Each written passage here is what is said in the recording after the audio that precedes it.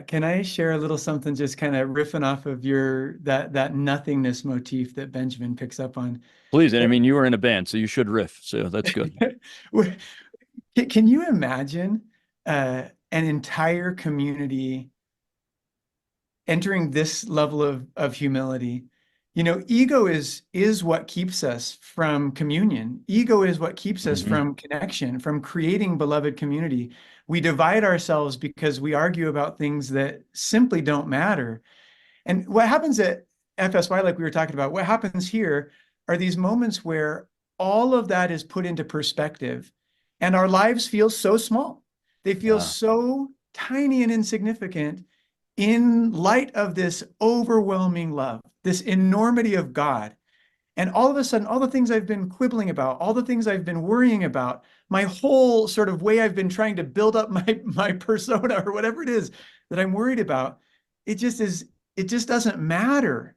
And it is the prerequisite, that humility is the prerequisite for beloved community. It's the prerequisite for this kind of covenant way of being.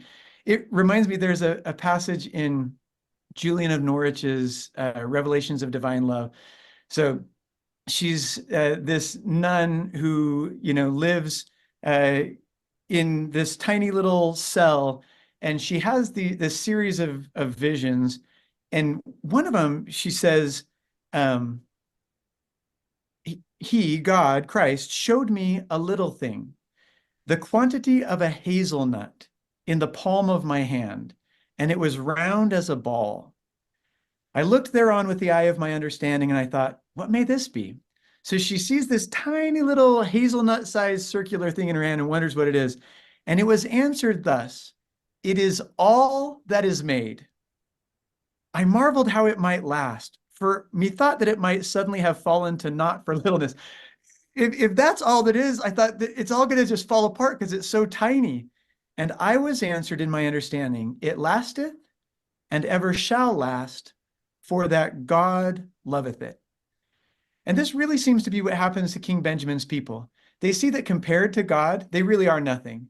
Compared to the enormity of the being of God, the love of God, the grace of God, the mercy of God, the power, the wisdom, the things God comprehends, as Benjamin says, you know, believe in God, believe that he is, believe that he has all wisdom and all power, both in heaven and earth, and that man and woman doth not comprehend all the things which the Lord can comprehend. We get to this moment where we see how big God is and we realize I'm so tiny.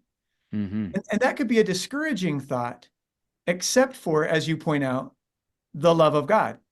In our tininess, we recognize that we are held, that we are loved, that we are cherished, that despite our nothingness, God adores us. It's that President Uchtdorf quote from October of 2011 where he says, this is the paradox of mankind. Compared to God, we are nothing, yet we are everything to God. While against the backdrop of infinite creation, we may appear to be nothing, we have a spark of eternal fire burning within our breast. We have the incomprehensible promise of exaltation, worlds without end, within our grasp. And it is God's great desire to help us reach it.